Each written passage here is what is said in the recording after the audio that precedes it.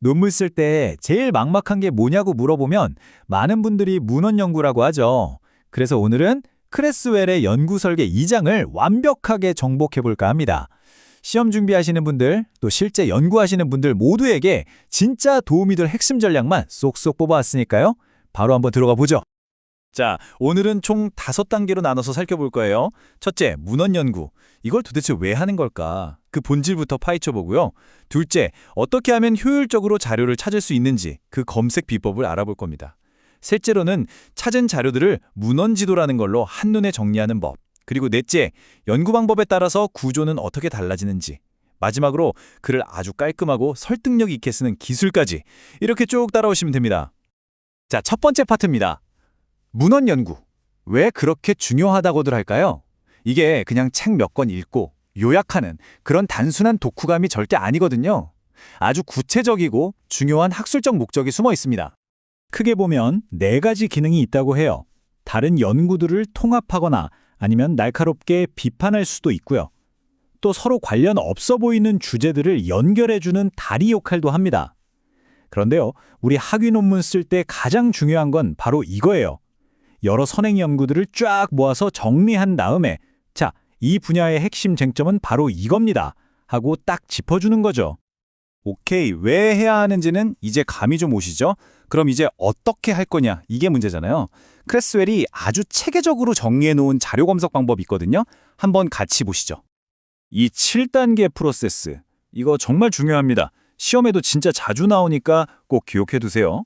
자, 보세요. 맨 처음에 핵심 키워드를 정하고 그걸로 데이터베이스를 뒤지는 거죠. 그리고 나서 관련 문헌들을 골라내고 평가하고 또 초록도 써보고 이걸 바탕으로 전체적인 구조를 짠 다음에 마지막에는 기존 연구에는 이런 점이 부족하구나 하는 갭을 찾아내는 걸로 딱 끝나는 거예요. 모든 단계가 착착 연결되는 흐름이죠.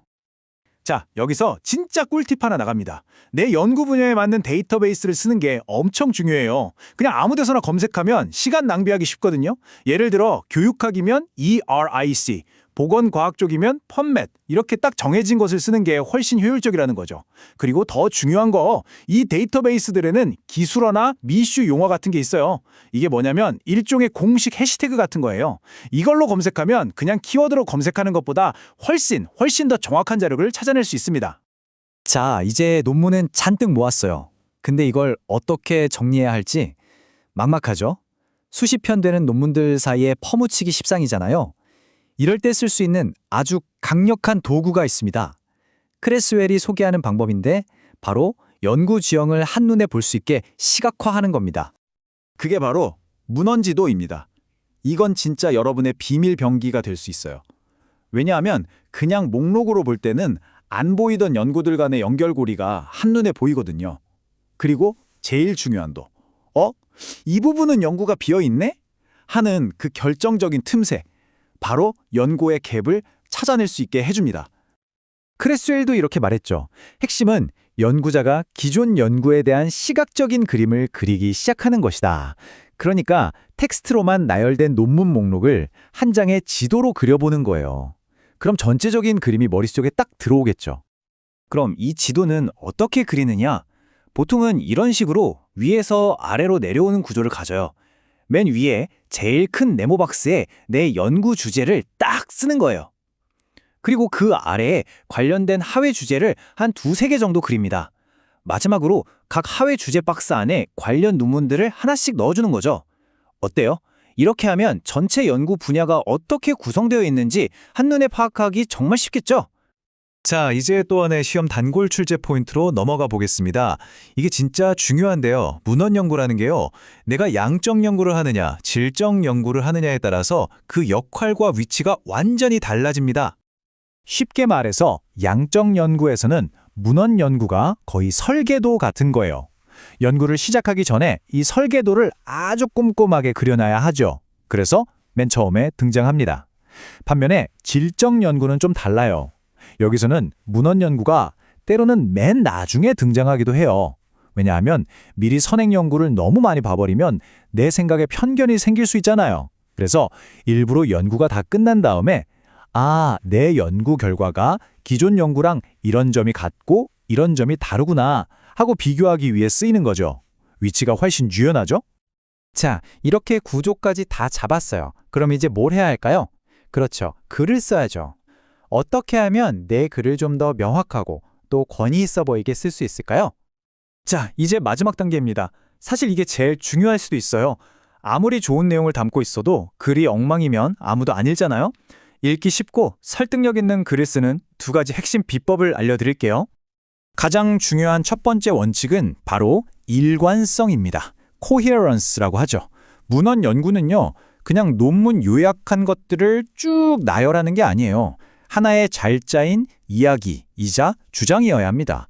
그러려면 모든 문장이 앞문장의 꼬리를 물고 자연스럽게 연결되어야겠죠. 이걸 아주 쉽게 할 수 있는 방법이 있어요. 이름도 재밌는데 갈고리와 눈 운동입니다. 어떻게 하는 거냐면요. 한 문장이 끝날 때 나오는 핵심 단어, 이걸 눈이라고 생각하세요. 그리고 다음 문장을 시작할 때 그 눈에 갈고리를 걸듯이 그 단어를 다시 받아서 시작하는 거예요. 간단하죠? 이렇게만 해도 문장들이 술술 자연스럽게 이어지는 걸 느끼실 수 있을 겁니다.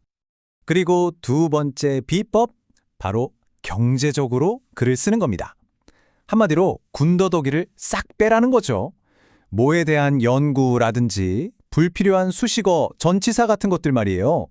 이런 것들이 많아지면 글이 지저분해지고 핵심이 흐려져요. 좋은 글은보다 간결하고 명확하고 직접적인 글입니다. 자, 그럼 오늘 내용 한번 정리해 볼까요? 효과적인 문헌 연구의 핵심 4가지입니다. 첫째, 왜 하는지 목적을 분명히 하고, 둘째, 7단계 과정에 따라 체계적으로 자료를 찾고, 셋째, 문헌 주도를 그려서 전체를 조직하고, 마지막으로 일관성과 경제성을 갖춰서 글을 쓰는 것. 이 4가지 기동만 잘 세우면 시험이든 실제 논문이든 모든 자신감이 확 붙을 겁니다. 마지막으로 이 질문을 한번 던져보면서 마무리할까 합니다.